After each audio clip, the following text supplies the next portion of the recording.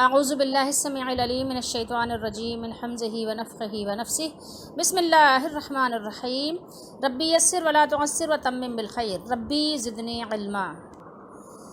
هو الذی انزل علیک الکتاب منہ آیات محکمات ہن ام الکتاب واخر متشابہات فاما الذین فی قلوبہم زیغ فیتبعون ما تشابہ منہ ابتغاء الفتنة وابتغاء تأویلہ وما يعلم تأويله إلا الله والراسخون في العلم يقولون آمنا به كل من عند ربنا وما يذكر إلا أولو الألباب۔ آیت نمبر 7 ہے، ایک ہی آیت تلاوت کی ہے ہم نے، اور ترجمہ یہ ابھی تو فی الحال یہ احمد رضا کا ہے، یہ جو ہم پڑھنے لگے ہیں۔ هو الذی، وہی ہے جس نے تم پر یہ کتاب اتاری، اس کی ٹھیک ہے، اس کی کچھ آیات محکمات صاف معنی رکھتی ہیں، محکمات ہیں، محکم ہیں، کچھ آیتیں کیا ہیں؟ محکم ہیں، محکمات ہیں، جو اس کا ترجمہ کیا ہے صاف معنی رکھتی ہیں۔ ہن ام الکتابی، وہ کتاب کی اصل ہیں، ٹھیک ہے، وہ کتاب کی اصل ہے، وہ کتاب کی امی نہیں ہے، ٹھیک ہے، یہ نہیں سمجھے کوئی کہ ام الکتاب سے کتاب کی ماں ہے، وہ کتاب کی اصل ہیں۔ وَأُخَرُ، اور دوسری، متشابہات، دوسری وہ ہیں جن کے معنی میں اشتباہ ہے، ٹھیک ہے، ایک معنی ہے لیکن دوسرا معنی بھی نکل سکتا ہے، تیسرا بھی نکل سکتا ہے، ٹھیک ہے۔ فَأَمَّا الَّذِينَ، سو وہ جن کے دلوں میں کجی ہے، زیغن ہے، ٹیڑھا پن ہے، زیغ ٹیڑھا ہونا، ٹھیک ہے، ٹیڑھا، جن کے دلوں میں کجی ہے، ٹیڑھا پن ہے، وہ اشتباہ، فیتبعون، وہ اتباع کرتے ہیں، پیچھے لگتے ہیں، کس کے؟ ما تشابہ منہ ابتغاء، ٹھیک ہے، وہ متشابہات کے یعنی اشتباہ والی صورتوں کی، مطلب ما تشابہ، وہ اشتباہ والی کے پیچھے پڑتے ہیں، پیچھے پڑنا کیا؟ یتبعون، اتباع کرتے ہیں، ٹھیک ہے، کس لیے؟ منہ ابتغاء الفتنة، فتنہ، گمراہی چاہنے کے لیے، وہ گمراہی تلاش کرتے ہیں نا، وہ ایک معنی کا دوسرا معنی، تیسرا معنی، چوتھا معنی نکال لیتے ہیں، صاف معنی جو رکھتی ہیں، صاف معنی اس میں احکام بیان ہوئے ہیں، ٹھیک ہے، اور جو دوسری ہیں اس میں 2-3 معنی بھی بن سکتے ہیں، تو وہ لوگ جن کے دل میں ٹیڑھا پن ہے یا لوگوں کو گمراہ کرنا چاہتے ہیں، جن کے پیچھے شیطان لگا ہوا ہے، تو وہ اس کے پیچھے جاتے ہیں اور لوگوں کو کہتے ہیں دیکھو دیکھو قرآن میں یہ بھی ہے، دیکھو قرآن میں یہ ہے، قرآن سے مل گیا، یہ نہیں دیکھتے کہ اس قرآن کی آیت سے صحابہ نے کیا سمجھا، صحابہ نے کیسے عمل کیا، یہ نہیں دیکھیں گے، دیکھو دیکھو قرآن دکھاتے ہیں، اچھا، اور اس کا پہلو ڈھونڈنے کو، پہلو کیا ڈھونڈنے کو؟ ترجمہ یہاں پر آپ کو مشکل سے ہی سمجھ میں آئے گا، پہلو یعنی تعویل کرنے کو، تعویلات کرتے ہیں، تعویل دیکھیں، تعویل ہم اردو میں تعویل جانتے ہیں، وابتغاء تلاش کرتے ہیں، یہ تلاش کرنے کا یہاں ترجمہ ہے ڈھونڈنے کو، ٹھیک ہے، وہ یعنی تلاش کرتے ہیں کیا؟ تعویل، اس میں سے پہلو ڈھونڈنے کو، اور اس کا ٹھیک پہلو اللہ ہی کو معلوم ہے۔ احمد رضا بیان کر رہے ہیں ترجمے میں، یہ ان کا ترجمہ بتا رہی ہوں، باقی بیان تو یہ اللہ کا ہے۔ وَمَا يَعْلَمُ تَأْوِيلَهُ إِلَّا اللَّهُ، اور اس کا ٹھیک یعنی اس کی جو صحیح تعویل ہے، ٹھیک سے مراد ہے جو صحیح تعویل ہے اس کو کون جانتا ہے؟ صرف ٹھیک پہلو اللہ ہی کو معلوم ہے، ٹھیک ہے، وَمَا يَعْلَمُ، اللہ ہی کو معلوم ہے۔ اور وَالرَّاسِخُونَ فِي الْعِلْمِ، اور پختہ علم والے، پختہ علم والے کیا کہتے ہیں؟ جن کا علم مضبوط ہے، وہ کیا کہتے ہیں؟ کہتے ہیں یقولون آمنا بہ، ہم اس پر ایمان لائے، ٹھیک ہے، اور اس میں کچھ بھی نہیں کرتے، آیات متشابہات پہ کیا کرتے ہیں؟ وہ جو علم والے ہیں، مضبوط علم والے، وہ کہتے ہیں ایمان لائے، بس ختم بات،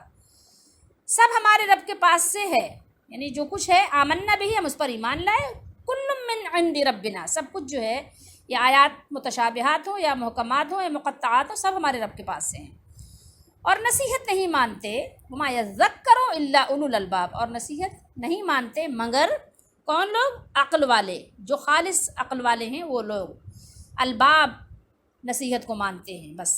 اولو مانے والے، ٹھیک ہے، یہ ہے عضو کی جمع، اولو، الباب لبن کی جمع ہے، عقل والے، یہ خالص عقل کو کہتے ہیں، لبن اور الباب، یہ خالص عقل، جس کے عقل میں کھوٹ نہ ہو، شرک نہ ہو، کفر نہ ہو، ٹیڑھا پن نہ ہو، تو وہ عقل والے بات کو سمجھتے ہیں صحیح طریقے سے۔ آیات محکمات اور متشابہات کے ذکر کی مناسبت، یہ ہم کہاں سے دیکھ رہے ہیں؟ یہ ہم دیکھ رہے ہیں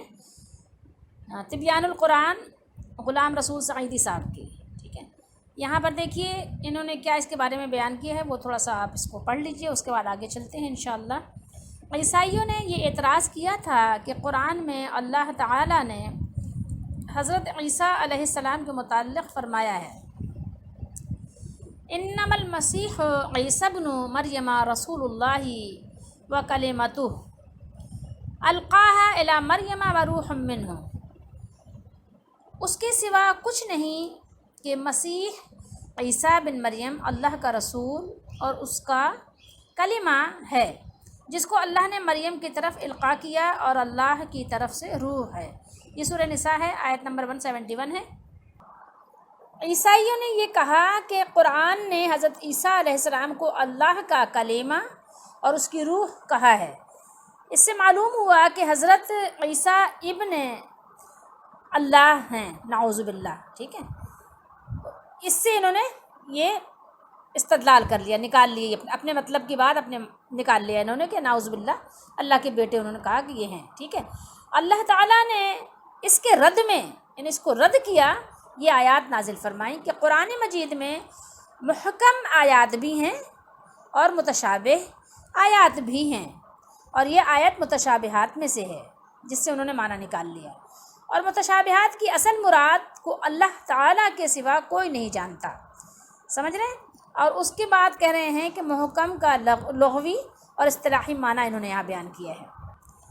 یہ مختلف حوالوں سے یہ غلام رسول سعیدی صاحب نے لکھا ہے کہ محکم اور متشابہات کیا ہیں، اور کہہ رہے ہیں محکم وہ آیات ہیں جن میں تعویل اور نسخ ممنوع ہو، ٹھیک ہے، اس میں تعویل نہیں ہو سکتی، محکم آیات میں تعویل نہیں ہو سکتی، جبکہ متشابہات آیات میں تعویل ہو سکتی ہے۔ محکم وہ آیت ہے جس میں لفظ کی جہت سے کوئی شبہ پیدا ہو، نہ معنی کی جہت سے، ٹھیک ہے۔ محکم وہ آیت ہے جس میں لفظ کی جہت سے بھی اور معنی کی جہت سے یعنی کوئی شبہ پیدا نہیں ہوتا، اس کو محکم کہتے ہیں، ٹھیک ہے۔ یہ سب بعد والوں کے جو یہ مفسرین ہیں ان کی انہوں نے تفسیروں سے یہ حوالے دیے ہیں، ٹھیک ہے۔ یہ میں نے آپ کو دکھا، علامہ حسین بن محمد راغب ہیں اصفہانی، یہ تھے علامہ سید محمد مرتضیٰ زبیدی، ٹھیک ہے۔ یہ ان کے سب کے حوالوں سے لکھی ہے یہ بات۔ اور یہاں حضرت عبداللہ بن عباس رضی اللہ تعالیٰ عنہما نے فرمایا کہ محکمات وہ آیات ہیں جو ناسخ ہیں اور ان میں حلال، حرام، حدود اور فرائض کا بیان ہے جو واضح ہیں، اور یہ کہ کس پر ایمان لایا جائے اور کس پر عمل کیا جائے۔ اور متشابہات وہ آیات ہیں جو منسوخ ہیں، وہ مقدم اور مؤخر ہیں، ان پر ایمان لایا جائے، یعنی ان پر ایمان رکھا جائے کہ اللہ کی طرف سے ہیں، قرآن کا حصہ ہیں، اور ان پر عمل نہ کیا جائے۔ یہ اس حوالے سے انہوں نے لکھا ہے، ٹھیک ہے، عبداللہ بن عباس رضی اللہ تعالیٰ عنہ۔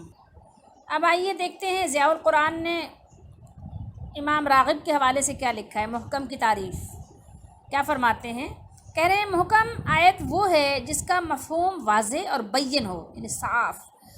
اس کے لفظ یا معنی کے اعتبار سے اس پر کسی قسم کا شبہ نہ وارد ہو سکتا ہو، ٹھیک ہے، اس پر کسی قسم کا شبہ وارد نہ ہو سکتا ہو۔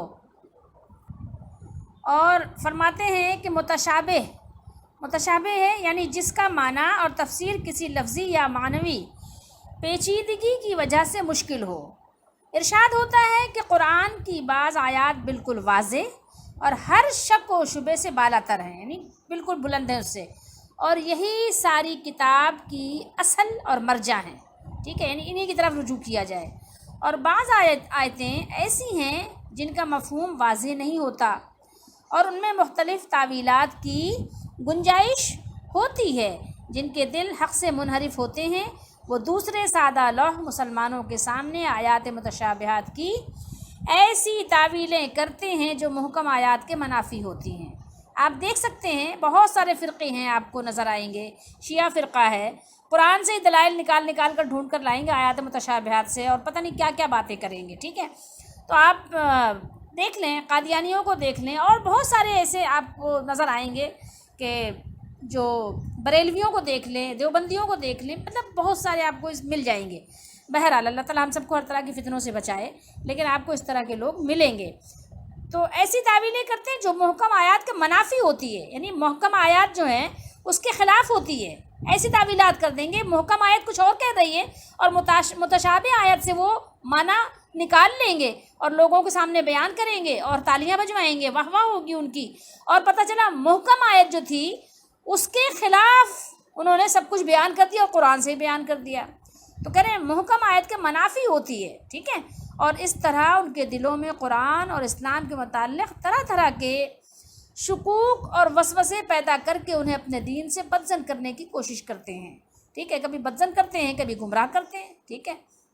جیسے قبروں سے مانگنے کے متعلق ہی آپ دیکھ لیں کیسے کیسے آپ کو لاکھوں قرآن سے ہی مسئلے مسائل بتا دیں گے، جبکہ کوئی واضح آیت ایسی نہیں ہے کہ آپ قبروں سے مانگیں، کوئی محکم آیت سے آپ آج تک دکھا ہی نہیں سکتے کہ کوئی وسیلے کی دعا سکھائی گئی ہو کہ آپ اس طرح وسیلے سے مانگو، ٹھیک ہے۔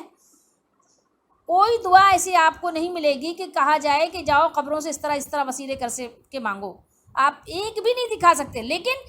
تعویلات کر کے پتہ نہیں کہاں سے گھما کے کان کو ٹیڑھا کر کے پکڑ کے آپ کو لا کے قرآن سے دکھا دیں گے، وہ کہیں گے دیکھو یہ قرآن میں ہے، ٹھیک ہے۔ اس طرح سے وہ تعویلات کرتے ہیں اور مسلمانوں کو گمراہ کرتے ہیں، اور گمراہی نہیں کرتے بلکہ وہ اس طرح کر دیتے ہیں کہ پھر وہ اس کو دوزخی بنا کر ہی چھوڑتے ہیں، ٹھیک ہے۔ تو یہ بات ہے کہ وہ اسلام کے متعلق طرح طرح کے شکوک اور وسوسے پیدا کر کے انہیں اپنے دین سے بدزن کرنے کی کوشش کرتے ہیں، حالانکہ چاہیے تو یہ تھا کہ متشابہات کی تعویل کرتے وقت محکم آیات کی پیروی کی جاتی، یعنی جب آپ متشابہ آیات کی تعویل کر رہے ہیں، ٹھیک ہے، اس کا کچھ معنی نکال رہے ہیں، تو پہلے اس سے ملا کر آپ محکم آیت تو دیکھیں کہ محکم آیت کیا کہہ رہی ہے، ٹھیک ہے۔ محکم آیت آپ کو دیکھنی پڑے گی۔ اب جیسے ہے نا کہ اللہ نے فرمایا آپ قبر والوں کو نہیں سنا سکتے، آپ قبر والوں کو نہیں سناتے، قبر والے نہیں سن سکتے، اللہ جسے چاہے سنا دے۔ اب وہ اس سے لوگ کیا کریں گے، وہ طرح طرح کی باتیں بتائیں گے، یہ واضح محکم آیت ہے، لیکن پھر اس کے مقابلے میں کیا کریں گے، کوئی ایسی آیت ڈھونڈ کے لے آئیں گے کہ بس لوگوں کو گمراہ کریں گے۔ تو یہ چیزیں ہیں، ٹھیک ہے۔ تو تعویل کرتے وقت محکم آیات کی پیروی کی جاتی اور ان کی روشنی میں ان کا مفہوم بتایا جاتا، لیکن کیونکہ نیت فاسد ہوتی ہے اس لیے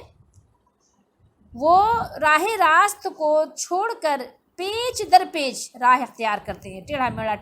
راستہ اختیار کرتے ہیں۔ اچھا، اب یہاں پر ایک بات انہوں نے اپنی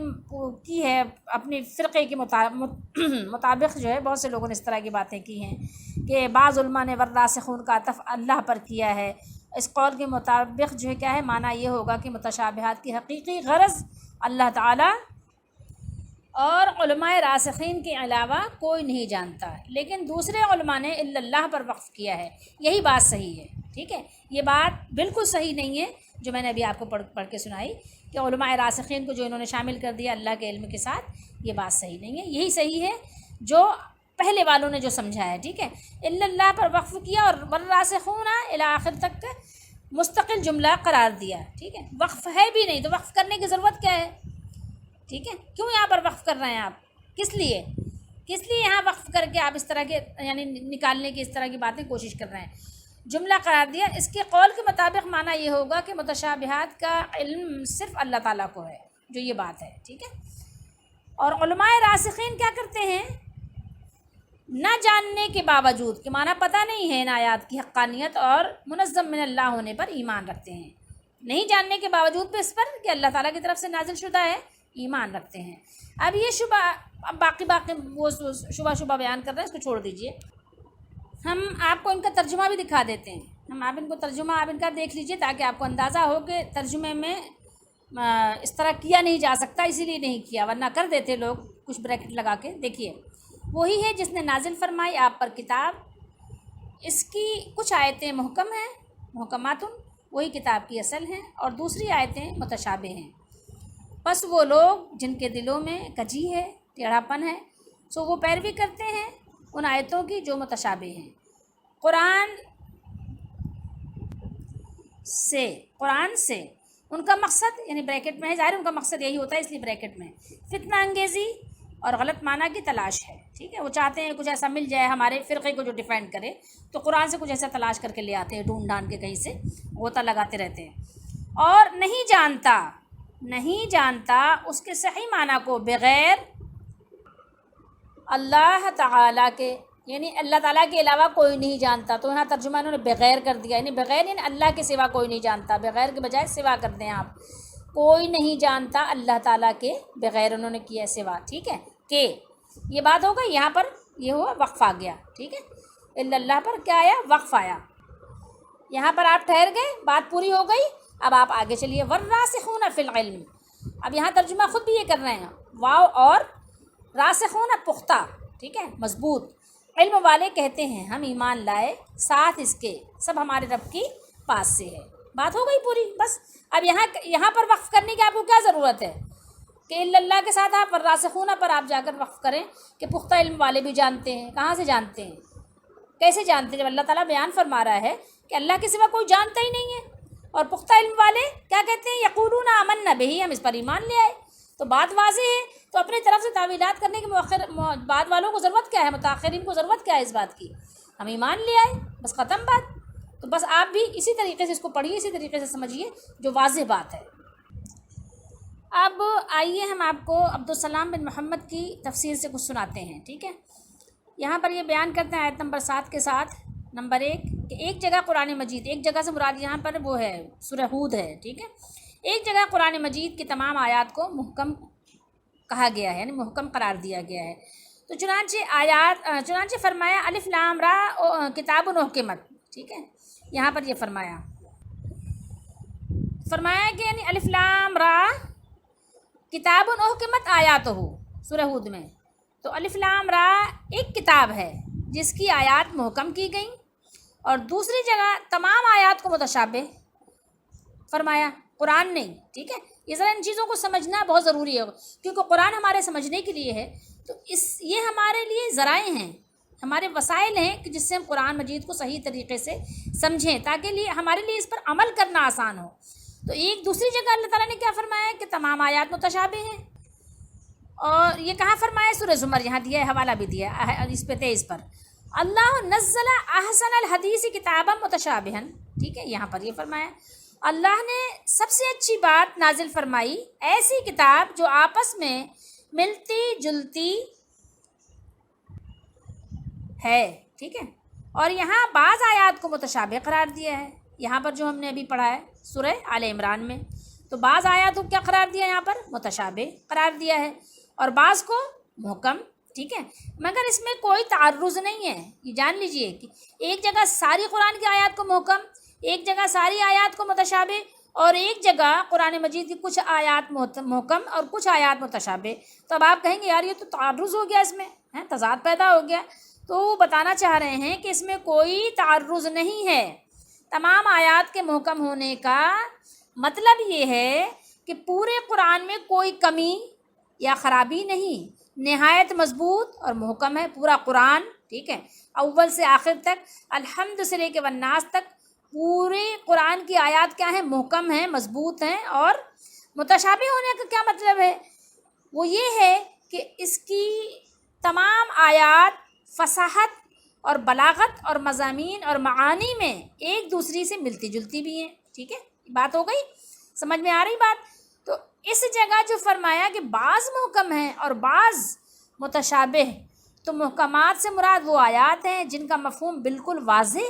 اور صریح ہے، ان میں کسی قسم کی تعویل کی کوئی گنجائش ہی نہیں ہے، آپ نکالنا بھی چاہیں تو نکل ہی نہیں سکتی، ٹھیک ہے، ان کو ام الکتاب قرار دیا ہے، یعنی اصل اور بنیاد،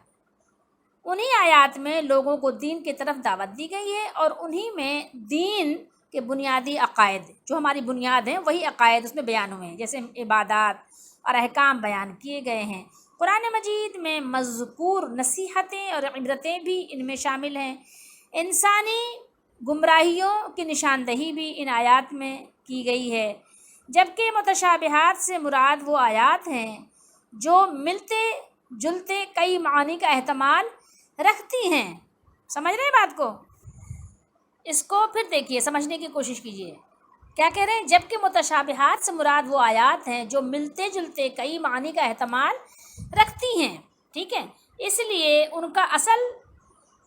اصل مرادی معنی سمجھنے میں لوگوں کو اشتباہ ہو جاتا ہے، ٹھیک ہے، اشتباہ ہو جاتا ہے، یا ان میں تعویل کی گنجائش نکل سکتی ہے، یا جن میں ایسے حقائق کا بیان ہے جن پر مجمل طور پر ایمان لانا تو ضروری ہے، لیکن ان کی تفصیلات کو جاننا انسان کے لیے جاننا نہ انسان کے لیے ضروری ہے، نہ کو دیکھ لیجئے گا نا، اگر نہیں دیکھیں گے تو پھر وہ آپ ضروری پڑھیں گے، اور نہ عقلی استعداد کے ساتھ ممکن ہے، یعنی انسان کے پاس اتنی عقل بھی نہیں ہے کہ وہ اس کے پاس، اس کی عقل میں اتنی گنجائش بھی نہیں ہے، ٹھیک ہے، اتنی اس کے پاس طاقت نہیں ہے، ٹھیک۔ یہاں تفسیر وحیدی میں لکھا ہے، کہہ رہے ہیں اس کے حوالے سے کہ صفات الہیہ کے منکرین تو اللہ تعالیٰ کے استواء عرش پر ہونے کو اور اس کے ید یعنی ہاتھ، جو یدن ہے نا،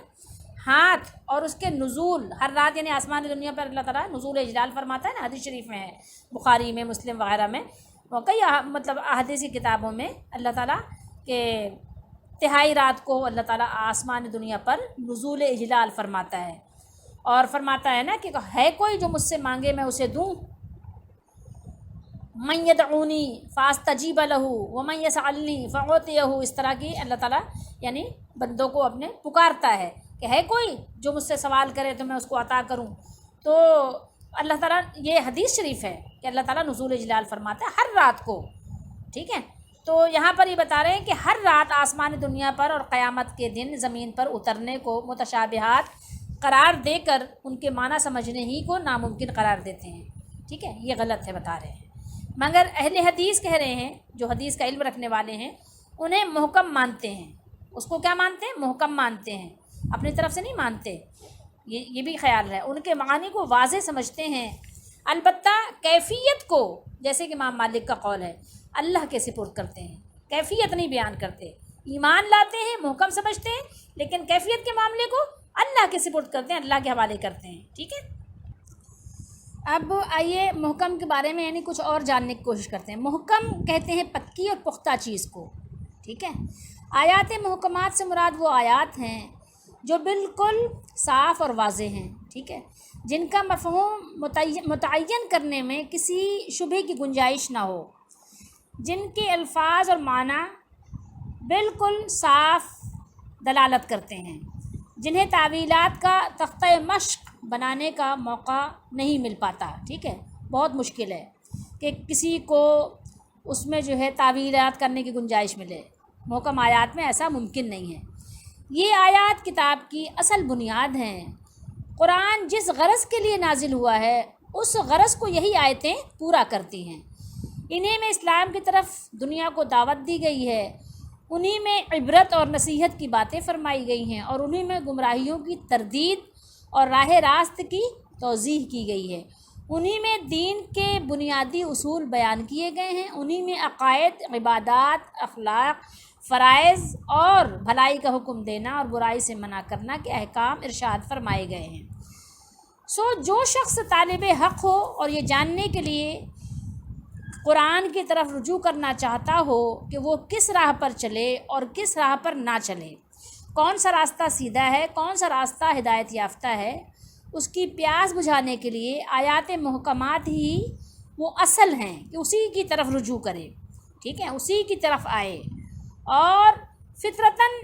انہی پر اس کی توجہ مرکوز رہے اور وہ زیادہ تر انہی سے فائدہ اٹھانے میں مشغول رہے۔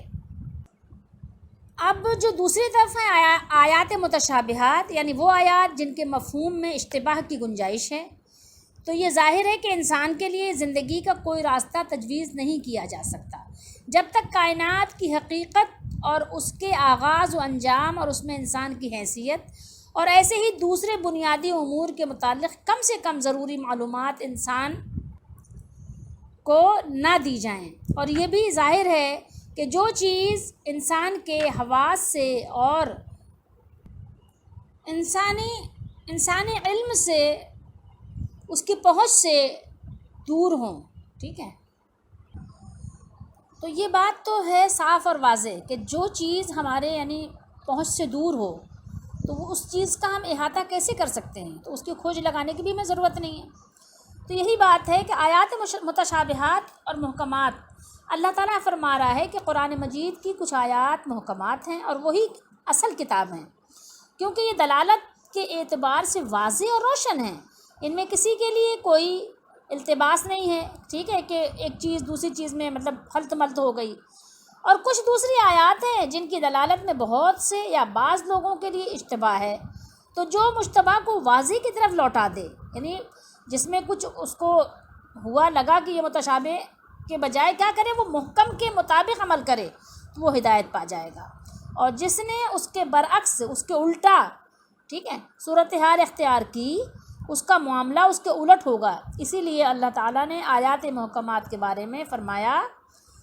ہن ام الکتاب، وہی اصل کتاب ہیں، وہی کتاب کی اصل ہیں، ٹھیک ہے، یہ آیات اصل کتاب ہیں، اور اشتباہ کی صورت میں انہی کی طرف رجوع کیا جائے گا۔ وہ اخر متشابہات، اور بعض جو متشابہ ہیں جن میں یہ احتمال بھی ہوتا ہے کہ ان کی دلالت آیات محکمات کے مطابق ہو، اور لفظ اور ترکیب کے اعتبار سے دیگر احتمال بھی ہو سکتے ہیں،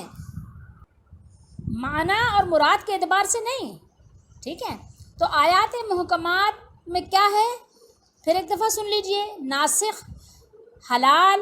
حرام، احکام، حدود، فرائض، اور جن امور پر عمل کرنے کا حکم دیا جاتا ہے ان پر مشتمل ہوتی ہیں، جبکہ متشابہات کیا ہوتی ہیں، منسوخ، مقدم، مؤخر، اس کے علاوہ ایسی باتوں پر مشتمل ہوتی ہیں جن پر ایمان تو لایا جاتا ہے مگر ان پر عمل کا حکم نہیں ہوتا، ٹھیک ہے۔ اب ہم آپ کو یہ تفسیر ابن کثیر سے کچھ شارٹ کر کے سنانا چاہیں گے۔ انہوں نے لکھا ہے محمد بن اسحاق اس کے حوالے سے منہ آیات محکمات کے بارے میں، یعنی یہ کیا کہتے ہیں،